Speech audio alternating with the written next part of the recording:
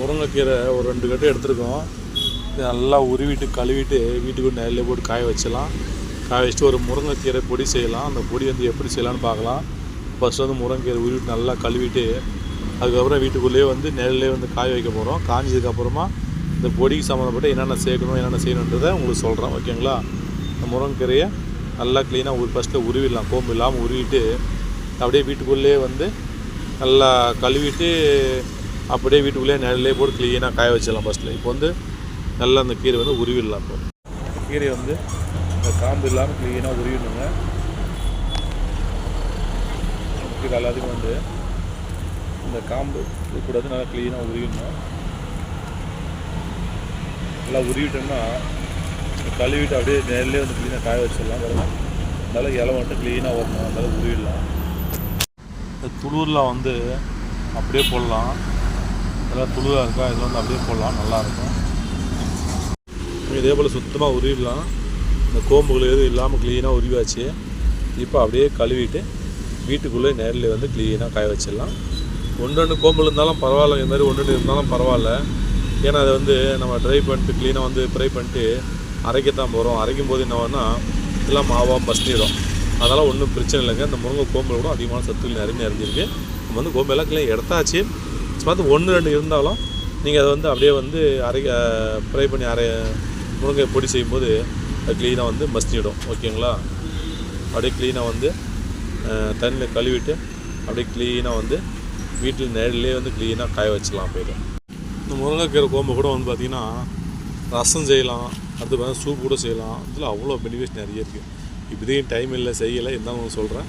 இதை கூட வந்து ஒரு சூப்பாக வந்து நம்ம போட்டு குடிக்கலாம். நல்லா குக்கரில் போட்டு நல்லா 4-5 விசில் விட்டு எடுத்து அதுக்கப்புறம் வந்து மறுபடியும் வந்து தாளிக்கும் போது தாளிச்சு மசாலாலாம் போட்டு மறுபடியும் ஒரு 4 விசில் விட்டு க்ளீனாக வடிக்கி குடிச்சோன்னா சும்மா சூப்பராக இருங்க. பெனிஃபிட்ஸ் நிறைய இருக்குது. கால்சியம் சத்து அதிகமான மருத்துவம். அந்த கோம்போட அவ்வளோ ஒரு நன்மைகள் நிறைஞ்சிருக்கு.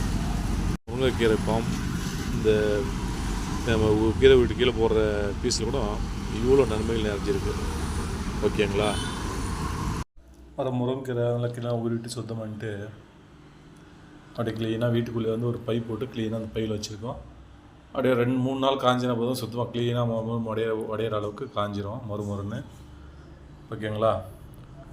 அது வந்து நல்லா க்ளீனாக 2-3 நாளைக்கு காஞ்சின்னா மறுபடியும் சேவ் பண்ணி வச்சிடலாம். மறுபடியும் எப்போ நம்ம முருங்கைக்கீரை என்ன ரெசிபி செஞ்சு, அதாவது நம்ம முருங்கைக்கீரை பொடி கூட செய்யறதுக்கும் பயன்படும். அது முருங்கைக்கீரை வந்து ஃப்ரெஷ்ஷாக அந்த நம்ம பச்சை முருங்கைக்கீரை கிடைக்காத போதும் நம்ம அந்த முருங்கைக்கீரை என்ன ரெசிபி இருக்கோ அதே மாதிரியே செய்யலாம். ஓகேங்களா? அப்படியே க்ளீனாக 2 நாளைக்கு காஞ்சிட்டு 2-3 நாளைக்கு காஞ்சிட்டா நல்லா ஆகிடும். பாருங்கள், இந்த முருங்கைக்கீரை வந்து 2 நாளாக காய வச்சுருக்கோம். நாளைக்கு ஒரு நாள் காஞ்சா 3 நாள் காஞ்சிங்கன்னா வீட்டுக்குள்ளேயே க்ளீனாக காஞ்சிருங்க. இது இவ்வளோ வந்து பொடி செய்யும்போது முருங்கைக்கீரை பொடி கொஞ்சம் கம்மியாக தான் வரும். அதனால் பத்தலைன்னு சொல்லிட்டு அது வந்து 2 கட்டு வந்து வாங்கி வந்து உருவி காய வச்சுருக்கோம். அது இல்லாமல் இது வந்து இன்னொரு கட்டு. இதே வந்து இது இன்றைக்கி தான் க்ளீன் பண்ணிட்டு காய வச்சு இது ஒரு 3 நாள் காயணும். இது 1 நாள் காயணும். அது கூட வந்து பார்த்திங்கன்னா இது கருவேப்பிலை. இந்த கருவேப்பிலை கொஞ்சம் ஒரு 2 கொத்து போட்டிருக்கோம். இது நல்லா காயட்டும். காய்ஞ்ச உடனே முருங்கைக்கீரை பொடி எப்படி செய்யுதுன்னு உங்களுக்கு காமிக்கிறேன். ஓகேங்களா? சூப்பர் ஹெல்த்தியான ஒரு முருங்கைக்கீரை பொடியில் வந்து அதிகமான மருத்துவம் நிறைய இருக்குது. இதில் ஒரு சின்ன கோம்புகள் இருந்தாலும் பரவாயில்ல.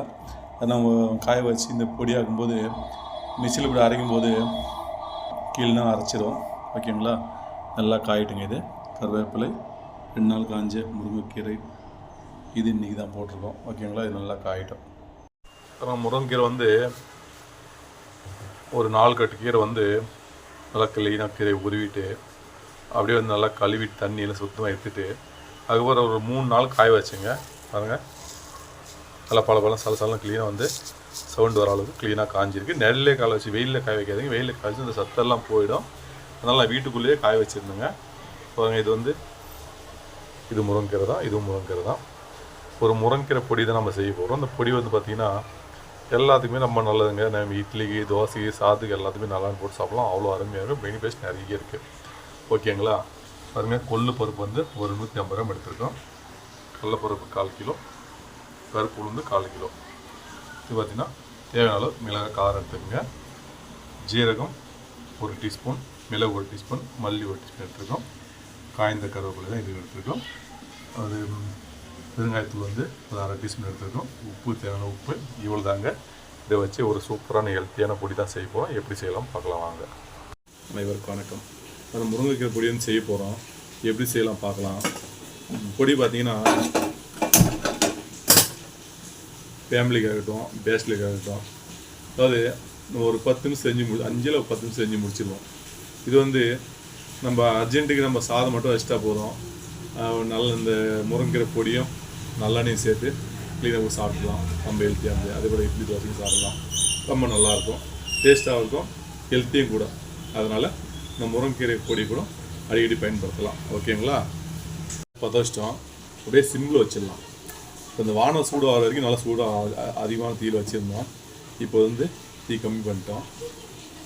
உளுந்து பாருங்கள், நீங்கள் கருப்பு உளுந்து அப்படியே முடிக்காத உளுந்தா கூட எடுத்துக்கலாம், இல்லை உடச்சி உளுந்து எடுக்கலாம், வெள்ளை உளுந்து எடுத்துக்கலாம், உங்களுக்கு தேவைப்பட உளுந்து எடுத்துக்கலாம். மொத்தத்தில் உளுந்து வந்து எல்லாம் பெனிஃபிட்ஸ் நிறைய இருக்குது. இந்த உளுந்தை சிம்மிலே க்ளீனாக வறுத்துங்க.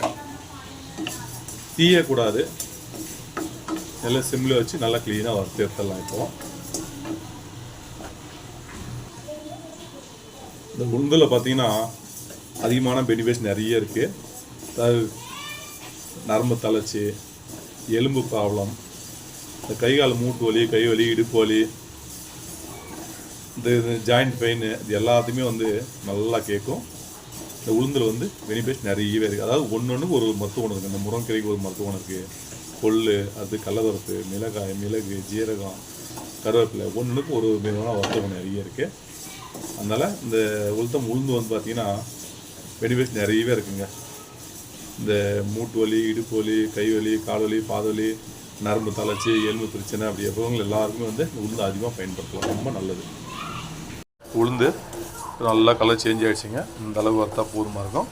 அதிகமாக தீயோட கலர் சேஞ்ச் ஆகக்கூடாது. இந்த அளவுக்கு இப்போ எடுத்துடலாம். இப்போ இது அது பாருங்கள், கடலப்பருப்பு போட்டுக்கலாம். கடலப்பருப்பு போட்டு இதையும் நல்லா க்ளீனாக வறுத்து எடுத்துடலாங்க. கடலப்பருப்பு 4 கிலோ போட்டுருக்கோம். அது நீங்கள் தேவைப்பட்டால் துவரம்பருப்பு கூட சேர்த்துக்கலாம். நான் இப்போ துவரம்பருப்பு சேர்க்கலைங்க, அதுக்கு பதிலாக தான் கொள்ளு பருப்பு சேர்த்துருக்கேன். நீங்கள் தேவைப்பட்டால் துவரம்பருப்பு சேர்த்துக்கலாம், கொள்ளு கூட சேர்த்து கூட செய்யலாங்க, பரவாயில்ல, அருமையாக இருக்கும். அப்புறம் கடலைப்பருப்பு நல்லா வறுத்து வந்துருக்கோம். அடுத்து பார்த்திங்கன்னா கொள்ளு பருப்பு சேர்த்தலாம். அது கூடவே இந்த கொள்ளு பருப்பு வந்து கல் இருக்குன்னா கல்லாம் க்ளீனாக எடுத்துகிட்டு போடுங்க. கல் இருக்கும், கொஞ்சம் கவனமாக இருங்க. ஓகேங்களா? இது கூட வந்து பார்த்திங்கன்னா கொள்ளு பருப்பு சேர்த்துருக்கோம். அடுத்து பார்த்திங்கன்னா மிளகு, ஜீரகம், தனியா, இது 3 சேர்த்துக்கலாம். ஓகேங்களா? இது கொஞ்சம் ஃப்ரை ஆனதுக்கப்புறம் மிளகாய் சேர்த்துக்கலாம். மிளகாய் காரம் உங்களுக்கு எந்த அளவுக்கு வேணுமோ அந்த அளவுக்கு நீங்கள் சேர்த்துக்கங்க. ஓகேங்களா?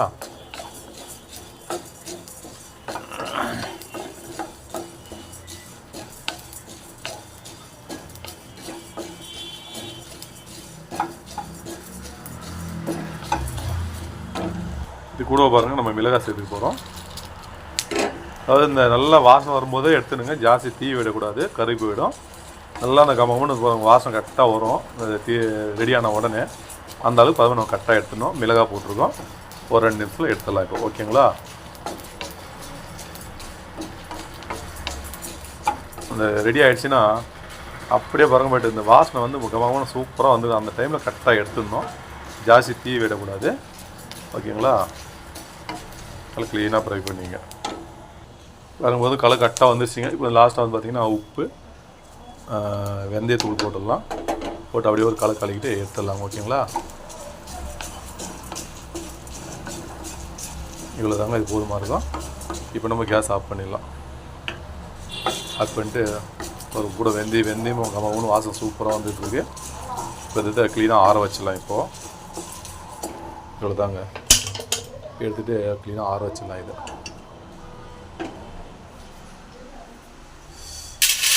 தட்டில் கொட்டிக்கலாம், ஆற வச்சிடலாம். இப்போ இதை பாருங்கள், பெரிய வானல் வச்சுருக்கோம். பெரிய வானல்னா ஏன் வச்சுருக்கோம் பார்த்தீங்கன்னா, முருங்கைக்கீரை வந்து ஃப்ரை பண்ண போகிறோம்.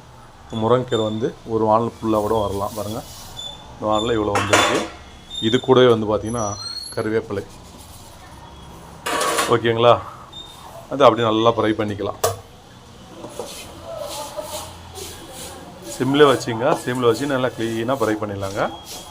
ஓகேங்களா? இது எடுத்து அப்படி இப்போ பாருங்கள், இப்போ அவ்வளோ உடையில நம்ம இது வந்து நல்லா ஃப்ரை பண்ணிட்டு எடுத்து உடைக்கும்போது நல்லா உடையக்கூடிய அளவுக்கு வந்துன்னா பதம் கரெக்டாகும், எடுத்துடலாம். ஓகேங்களா, நல்லா ஃப்ரை பண்ணிக்கலாம். முருங்கிற பொடி வந்து பார்த்திங்கன்னா நம்ம பச்சையாக கூட செய்யலாங்க. அது பச்சை எப்படி செய்யலாம்னு கேட்டிங்கன்னா இந்த வீடியோ பார்த்து கமெண்ட்டில் என்ன கேளுங்க. பச்சை கீரை உடனே கூட பொடி செய்யலாம். அது எப்படி செய்யலாம்னு சொல்கிறேன் உங்களுக்கு.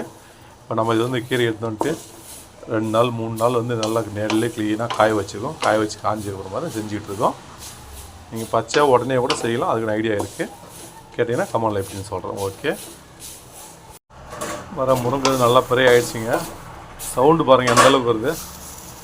சில சவுண்டு வந்து முருங்கை சூப்பராக சவுண்டு வந்துட்டுருக்கு பாருங்கள். நல்லா ஃப்ரையாக இருக்குது. பாருங்கள், அப்படியே கையாலே பொடி பண்ணல பாருங்கள். கையாலே பொடி ஆகிடும். அந்தளவுக்கு இல்லைனா ஃப்ரை ஆகிருக்கு.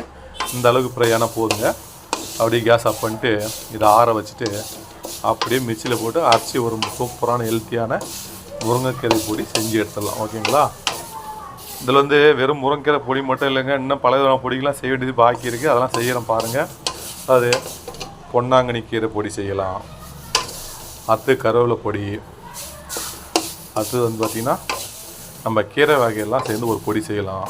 அப்படி பல விதமான பொடி செய்து ஐடியா ஸ்டாக் இருக்குது. இப்போதைக்கு ஒரு வீடியோ போடுறோம் பாருங்கள். ஓகேங்களா, வந்து நல்லா ஃப்ரை ஆகிடுச்சு. கேஸ் ஆஃப் பண்ணிடலாம். பாருங்கள், சவுண்ட் வீடியோ பார்த்தீங்களா. இதே போல் இந்த கையில் எடுத்து இப்படி பண்ணும்போது கையிலே பாருங்கள் பொடி ஆகிடும். அந்தளவுக்கு ஒரு சூப்பராக வந்து ஃப்ரை ஆகிடுச்சு. எடுத்து ஆற வச்சுட்டு பொடி ரெடி பண்ணிடலாம். ஓகேங்களா, பாருங்கள் க்ளீனாக வறுத்தாச்சுங்க. சூடு ஓரளவுக்கு சூடு ஆறிடுச்சு. நல்லா சூடாக இருக்குது. க்ளீனாக வறுத்துருக்கோம். அது அதிகமாக வந்து கருப்பாகக்கூடிய அளவுக்கு வறுக்கக்கூடாது. க்ளீனாக அந்த வறுத்த பழம் ரெடி ஆகிடுச்சினால கம்முன்னு வாசனை அந்த டைம்லேயே கரெக்டாக எடுத்து சூப்பராக இருக்கும். இப்போ கருவேப்பிலையும் வறுத்தாச்சுங்க. இப்போ இந்த மிக்சியில் போட்டு க்ளீனாக அரைச்சிடலாம். அந்த முருங்கீரை மிக்சியில் போட்டாச்சுங்க. அப்படியே க்ளீனாக அரைச்சி எடுத்துடலாம். இப்போ ஒரு பருப்பாக அந்த முருங்கீரை வந்து பொடியை அரைச்சிட்டோம்.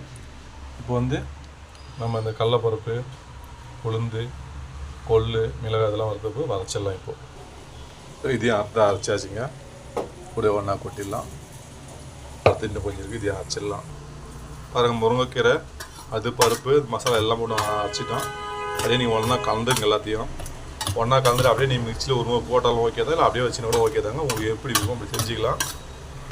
முருங்கைக்கீரை பொடி சூப்பர் ரெடி ஆகிடுச்சு. அதை ஒன்றா கலந்துங்க. கலந்துட்டு எல்லாத்தையும் மறுபடியும் மிக்சியில் போட்டு ஒரு அரைச்சி வச்சுனாலும் ஓகே தாங்க.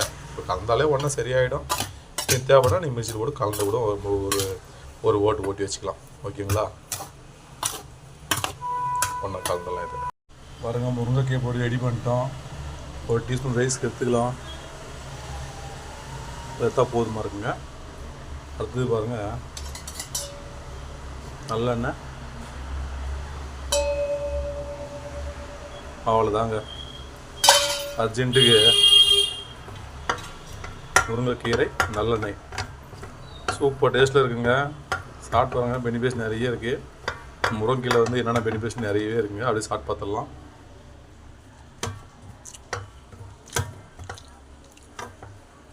அவ்வளோதாங்க, சூப்பராக டேஸ்ட்டு.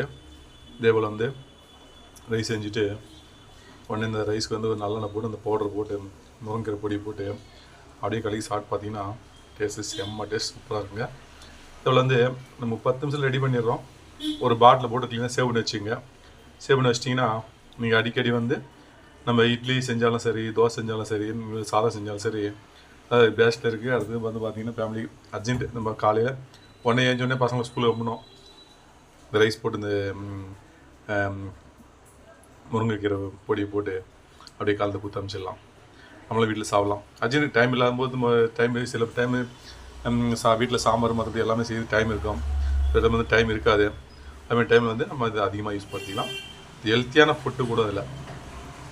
இதை வந்து நன்மைகள் வந்து அதிகமாக இருக்குது. ஓகேங்களா, அதான் அடிக்கடி இதை பயன்படுத்துங்க. இந்த வீடியோ பிடிச்சா லைக் பண்ணுங்கள், ஷேர் பண்ணுங்கள், சப்ஸ்கிரைப் பெல் பட்டன் பண்ணுங்கள். மீண்டும் அடுத்த ஒரு நல்ல வீடியோவில் சந்திக்கிற அனைவருக்கும் வணக்கம்.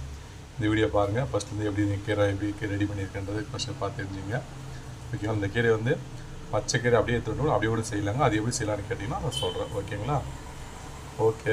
முருங்கைக்கீரை பொடி சூப்பர் ரெடி ஆகிடுச்சு. இட்லி பொடி, முருங்கை பொடி, சாதம் பொடி எல்லாம் இது ஒன்று தாங்க. ஓகே.